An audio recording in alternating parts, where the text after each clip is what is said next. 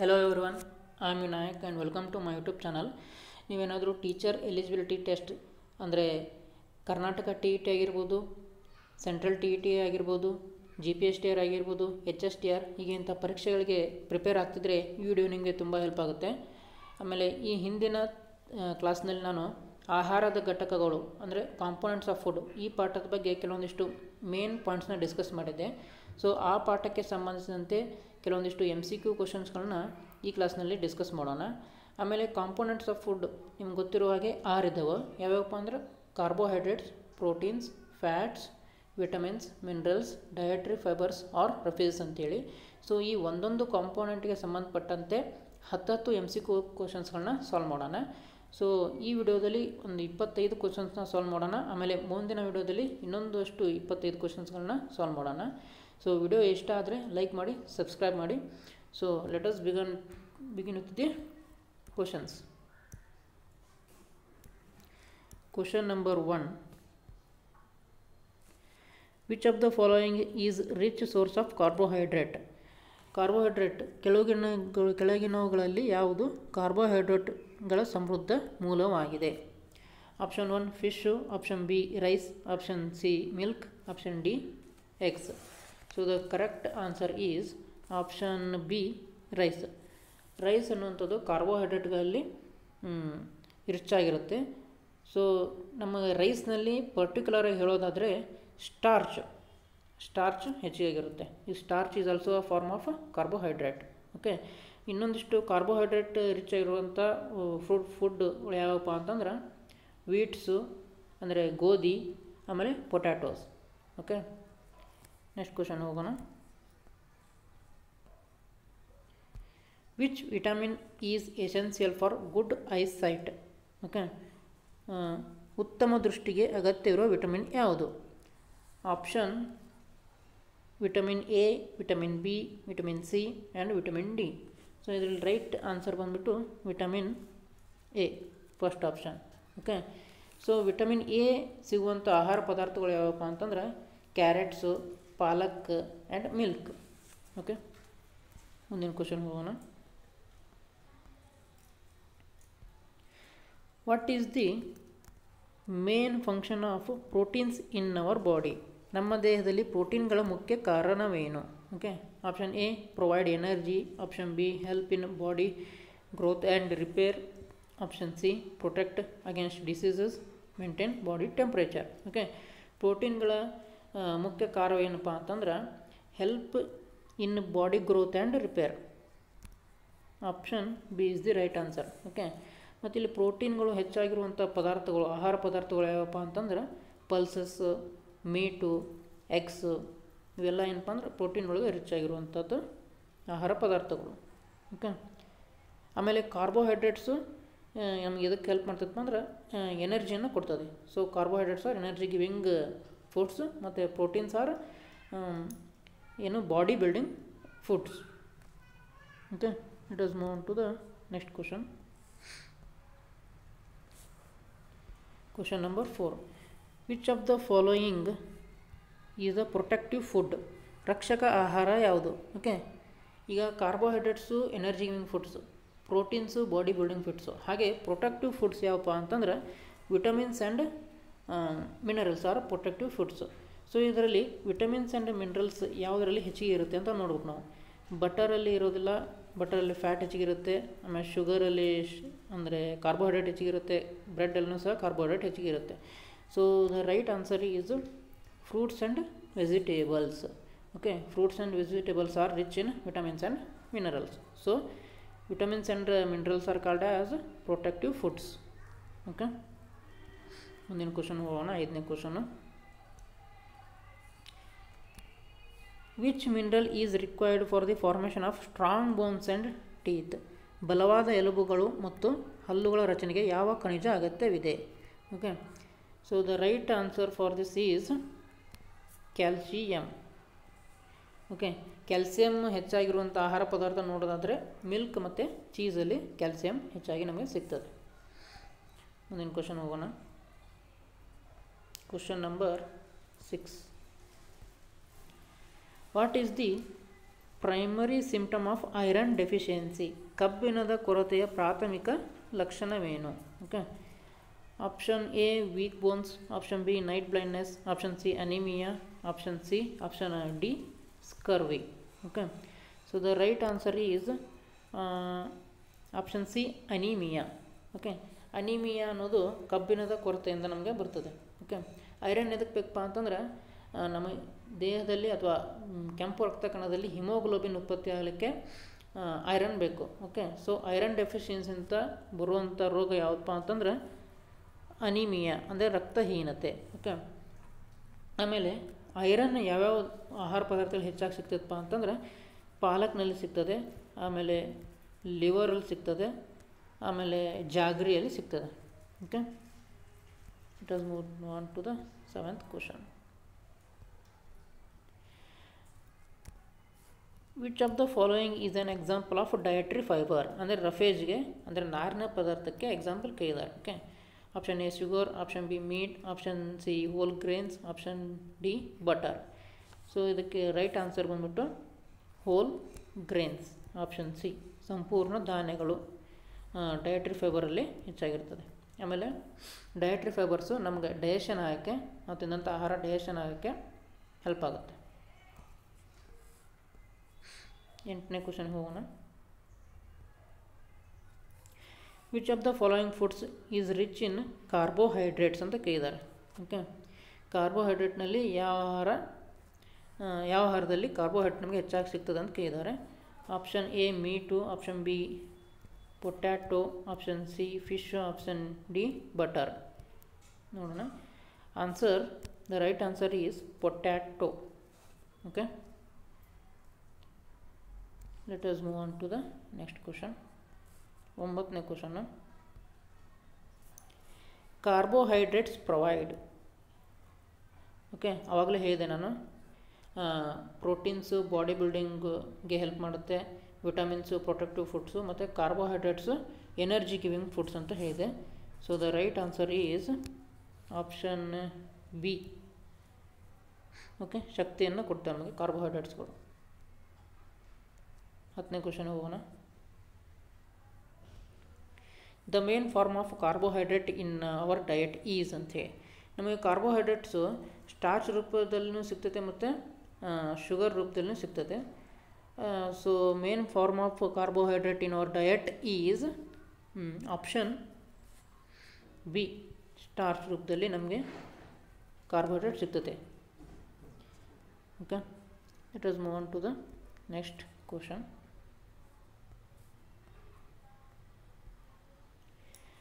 Which of the following is not a source of carbohydrate ಅಂತ ಕೇಳಿದ್ದಾರೆ. ಕೆಳಗಿನವುಗಳಲ್ಲಿ ಯಾವುದು ಕಾರ್ಬೋಹೈಡ್ರೇಟ್ಗಳ ಮೂಲವಲ್ಲ ಅಂತ ಕೇಳಿದ್ದಾರೆ. ಓಕೆ, 1ನೇ option rice, option B wheat, option C milk, and option D spinach ಅಂದರೆ palak. So the right answer is option D spinach ಅಂದರೆ ಪಾಲಕ್. ಪಾಲಕ್ಕು ಎದರಲ್ಲಿ ರಿಚ್ ಆಗಿದೆಯಪ್ಪ ಅಂತಂದ್ರೆ ಐರನ್ನಲ್ಲಿ ರಿಚ್ ಆಗಿದೆ, ಐರನ್. ಆಮೇಲೆ ವಿಟಮಿನ್ ಎನಲ್ಲಿ ಪಾಲಕ್ಕು ರಿಚ್ ಆಗಿದೆ. Okay, let us move on to the next question. Question number 12.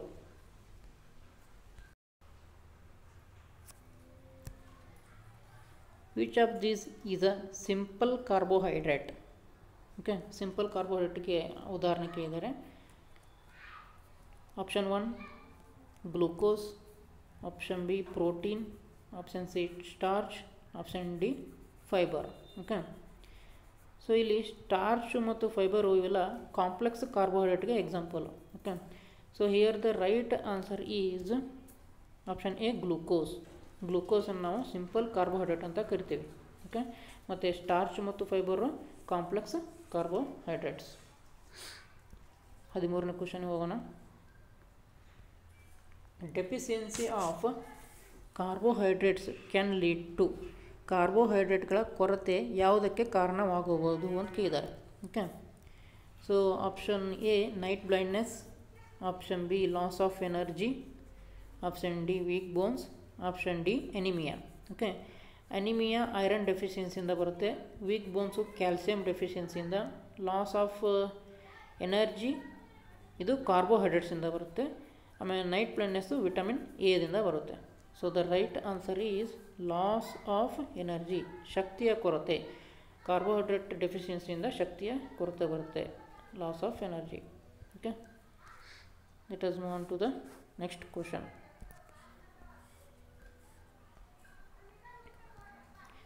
Which food provides quick energy? ತ್ವರಿತ ಶಕ್ತಿಯನ್ನು ಯಾವ ಆಹಾರ ಒದಗಿಸುತ್ತದೆ ಅಂತ ಕೇಳಿದ್ದಾರೆ. ಓಕೆ, ಕ್ವಿಕ್ ಎನರ್ಜಿ ಕೊಡೋದು ಯಾವುದಪ್ಪ ಅಂತಂದ್ರೆ ನಮಗೆ ಕಾರ್ಬೋಹೈಡ್ರೇಟ್ಸು.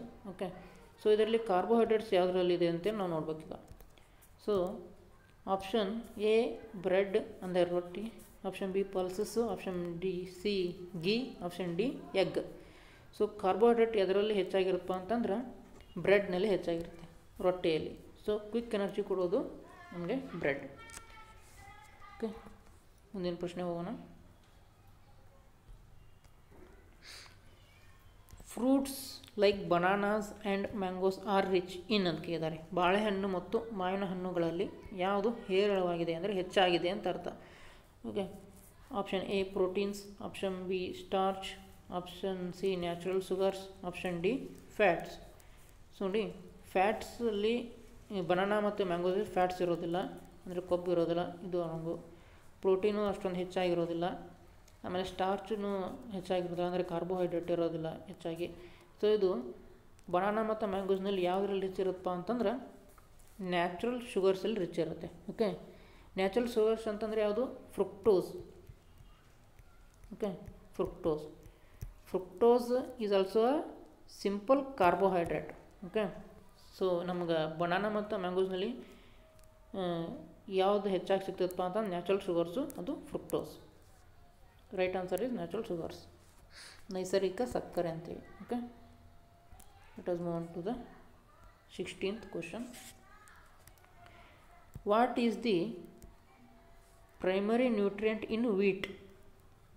ಓಕೆ, ಗೋಧಿಯಲ್ಲಿ ಪ್ರಮುಖ ಪೋಷಕಾಂಶ ಯಾವುದು ಅಂತ ಕೇಳಿದ್ದಾರೆ. Okay, option A protein, option B carbohydrate, option C vitamin C, option D fat. So right answer ಬಂದ್ಬಿಟ್ಟು ಗೋಧಿಯಲ್ಲಿ ನಮಗೆ ಕಾರ್ಬೋಹೈಡ್ರೇಟ್ ಹೆಚ್ಚಾಗಿ ಸಿಗ್ತದೆ. Option B is the right answer. ಮುಂದಿನ ಪ್ರಶ್ನೆ ಹೋಗೋಣ. Question number 17. Fibre a type of carbohydrate helps in ಅಂತ ಕೇಳಿದ್ದಾರೆ. ಕಾರ್ಬೋಹೈಡ್ರೇಟ್ನ ಒಂದು ಪ್ರಕಾರವಾದ ನಾರಿನ ಪದಾರ್ಥ ದೇಹದಲ್ಲಿ ಯಾವ ಕಾರ್ಯವನ್ನು ನೆರವೇರಿಸುತ್ತದೆ ಅಂತ ಕೇಳಿದ್ದಾರೆ. ಓಕೆ, ಸೊ ಆಪ್ಷನ್ಸ್ ನೋಡೋಣ. ಬಿಲ್ಡಿಂಗ್ ಮಸಲ್ಸ್ ಅಂತ ಹೇಳಿದ್ದಾರೆ. ಓಕೆ, ನೋಡಿಲಿ ಕಾರ್ಬೋಹೈಡ್ರೇಟ್ ನಮಗೆ ಯಾವಾಗಲೂ ಎನರ್ಜಿ ಗಿವಿಂಗ್ ಫುಡ್ಸ್ ಇದು. ಓಕೆ, ಅಂದರೆ ಇದು ಫೈಬರು, ಮೇನ್ ಫೈಬರ್ ಎದಕ್ಕೆ ಬೇಕು ಅಂದ್ರೆ ನಮಗೆ ಡೈಜೆಷನ್ ಆಗಲಿಕ್ಕೆ ಬೇಕು ಅದು. ಮತ್ತು ಇದು ಕಾರ್ಬೋಹೈಡ್ರೇಟ್ ಯಾವಾಗಲೂ energy giving foods.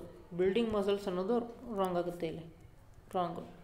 Okay, improving ಐಸೈಟು ಇದು ವಿಟಮಿನ್ ಎ ಕೆಲಸ, ಇದು ರಾಂಗು. ಹೀಲಿಂಗ್ ವೂಂಡ್ಸು ಇದು ವಿಟಮಿನ್ ಸಿ ಕೆಲಸ, ಇದು wrong. So the right answer is digestion. Okay, ಜೀರ್ಣಕ್ರಿಯೆಗೆ ಹೆಲ್ಪ್ ಮಾಡ್ತೈತೆ ಯಾವುದು? ಫೈಬರ್ಸ್. ಓಕೆ, ಮುಂದಿನ ಪ್ರಶ್ನೆ ಹೋಗೋಣ. Question number 18. What is the primary function of proteins in the body? Okay, ಇದನ್ನ ಭಾಳಷ್ಟು ಸಲ ಹೇಳಿದ್ದೀನಿ ನಾನು.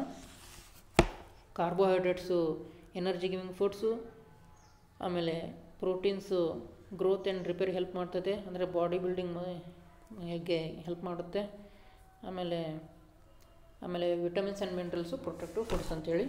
So the right answer is option B, help in growth and repair. Okay, ಬೆಳವಣಿಗೆ ಮತ್ತು ದುರಸ್ತಿಗೆ ಸಹಾಯ ಮಾಡುತ್ತದೆ. ಮುಂದಿನ ಪ್ರಶ್ನೆ ಹೋಗೋಣ. Which of the following food is rich source of protein ಅಂತ ಕೇಳಿದ್ದಾರೆ. ಕೆಳಗಿನವುಗಳಲ್ಲಿ ಆಹಾರಗಳಲ್ಲಿ ಯಾವುದು ಪ್ರೋಟೀನ್ಗಳ ಶ್ರೀಮಂತ ಮೂಲವಾಗಿದೆ ಅಂತ ಕೇಳಿದ್ದಾರೆ. ಓಕೆ, ಇದ್ರಿಗೆ ನೋಡೋಣ. ರೈಸು ಕಾರ್ಬೋಹೈಡ್ರೇಟ್ ಅಲ್ಲಿ ರಿಚ್ ಆಗಿರುತ್ತೆ, ಆಮೇಲೆ ಬಟರು ಫ್ಯಾಟಲ್ಲಿ, ಶುಗರ್ ಸಹ ಕಾರ್ಬೋಹೈಡ್ರೇಟಲ್ಲಿ. So the right answer is option number B, pulses. ಪಲ್ಸಸ್ಸಲ್ಲಿ ನಮಗೆ ಪ್ರೋಟೀನು ಹೆಚ್ಚಾಗಿ ಸಿಗ್ತದೆ. ಇನ್ನೊಂದೆರಡು ಎಕ್ಸಾಂಪಲ್ ಕೊಡೋದಾದರೆ ಲೆಂಟಿಲ್ಸ್ ಮತ್ತು ಬೀನ್ಸು, ಅಂದರೆ ಕಾಳುಗಳಲ್ಲಿ ನಮಗೆ ಪ್ರೋಟೀನ್ ಹೆಚ್ಚಾಗಿ ಸಿಗ್ತದೆ. ಓಕೆ, ಮುಂದಿನ ಪ್ರಶ್ನೆ ಹೋಗೋಣ. Deficiency of proteins in children leads to. Okay, ಪ್ರೋಟೀನ್ಗಳ ಕೊರತೆಯಿಂದಾಗಿ ಬರುವಂಥ ರೋಗ ಯಾವುದಂತ ಕೇಳಿದ್ದಾರೆ. ಯಾವುದಪ್ಪ ಅಂತಂದ್ರೆ ಕ್ವಾಶಿಯರ್ಕರ್ ಅಂಥೇಳಿ. ಓಕೆ, ವಿಟಮಿನ್ ಇದು ಕ್ವಾಶಿಯರ್ಕರ್ ಏನು ಪ್ರೋಟೀನ್ಸ್ ಡೆಫಿಷಿಯನ್ಸಿಯಿಂದ ಬರುತ್ತೆ. ಸ್ಕರ್ವಿ ಅನ್ನೋದು ವಿಟಮಿನ್ ಸಿ ಇಂದ ಬರುತ್ತೆ ಡೆಫಿಷಿಯನ್ಸಿಯಿಂದ. ಅನಿಮಿಯಾ ಐರನ್ ಡೆಫಿಷಿಯನ್ಸಿಯಿಂದ ಬರುತ್ತೆ. ಆಮೇಲೆ ಬೆರಿ ವಿಟಮಿನ್ B1 ಡೆಫಿಷಿಯನ್ಸಿಯಿಂದ ಬರುತ್ತೆ. So the right answer is option B, kwashiorkor. Okay, ಮುಂದಿನ ಪ್ರಶ್ನೆ ಹೋಗೋಣ.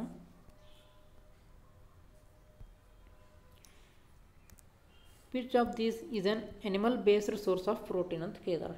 ಓಕೆ, ಇದಂತೂ ತೀರಾ ಈಸಿ ಆದಂಥ ಪ್ರಶ್ನೆ. ಸೊ ಇದನ್ನ ಕಮೆಂಟ್ ಬಾಕ್ಸ್ನಲ್ಲಿ ಆನ್ಸರ್ ಮಾಡಿ. ಮುಂದಿನ ಪ್ರಶ್ನೆ ಹೋಗೋಣ. Proteins are also called as. Okay, ಇದನ್ನೂ ಸಹ ಈಗಾಗಲೇ ನಾನು ಭಾಳ ಸಲ ಅಷ್ಟು ಹೇಳಿದ್ದೀನಿ. ಇದನ್ನೂ ಸಹ ಕಮೆಂಟ್ ಬಾಕ್ಸ್ನಲ್ಲಿ ಕಮೆಂಟ್ ಮಾಡಿ ಆನ್ಸರ್ನ. ಮುಂದಿನ ಪ್ರಶ್ನೆ ಹೋಗೋಣ. Which food item contains both protein and fat ಅಂತ ಕೇಳಿದ್ದಾರೆ. ಓಕೆ, ಯಾವ ಆಹಾರದ ಪದಾರ್ಥದಲ್ಲಿ ಪ್ರೋಟೀನ್ ಮತ್ತು ಕೊಬ್ಬು ಎರಡೂ ಉಂಟು ಅಂತ ಕೇಳಿದ್ದಾರೆ. ಓಕೆ, ಈಗ ಇದರಲ್ಲಿ ರೈಟ್ ಆನ್ಸರು ಮಿಲ್ಕ್. ಓಕೆ, ಬ್ರೆಡ್ಡಲ್ಲಿ ಕಾರ್ಬೋಹೈಡ್ರೇಟ್ ಇರುತ್ತೆ, ಶುಗರ್ನು carbohydrate, apple carbohydrate. Okay, that is apple vitamins. Okay, so the right answer is milk. Let us move on to the next question.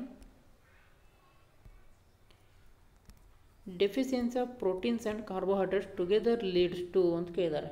ಯಾವ ರೋಗದ ಬರುತ್ತದೆ? ಪ್ರೋಟೀನ್ ಮತ್ತು ಕಾರ್ಬೋಹೈಡ್ರೇಟ್ಗಳ ಕೊರತೆಯಿಂದ ಏನಾಗುತ್ತದೆ ಅಥವಾ ಯಾವ ರೋಗ ಬರುತ್ತದೆ ಅಂತ ಕೇಳಿದ್ದಾರೆ. ಸೊ ಇದಕ್ಕೆ ರೈಟ್ ಆನ್ಸರ್ ಬಂದ್ಬಿಟ್ಟು ಮಾರಸ್ಮಸ್ ಅಂಥೇಳಿ.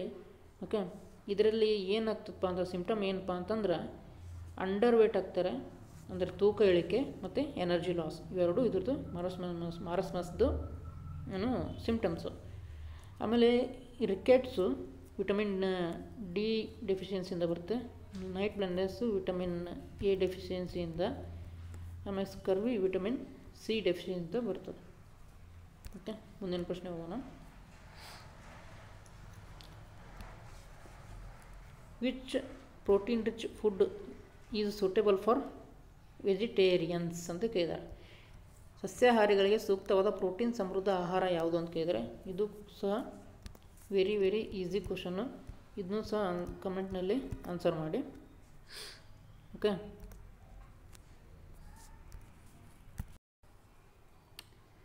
ಇನ್ನೊಂದಿಷ್ಟು 20 ಕ್ವಶನ್ಸ್ ರಿಮೈನಿಂಗ್ ಇದ್ದಾವೆ. ಅದನ್ನ ಮುಂದಿನ ವಿಡಿಯೋದಲ್ಲಿ ನೋಡೋಣ. ಈ ಕ್ಲಾಸ್ನಲ್ಲಿ ಈ ಕ್ವಶನ್ಸು ನಿಮಗೆ ಅಂದರೆ ನಾನು ಎಕ್ಸ್ಪ್ಲನೇಷನ್ ಅರ್ಥ ಆಗಿದ್ದರೆ, ಕ್ವಶನ್ಸ್ ಚಲೋ ಆಗಿದ್ದರೆ ಲೈಕ್ ಮಾಡಿ, ಹಾಗೆ ಕಮೆಂಟ್ ಮಾಡಿ, ಹಾಗೆ ನಿಮ್ಮ ಫ್ರೆಂಡ್ಸ್ ಜೊತೆ ಶೇರ್ ಮಾಡಿ. Thank you.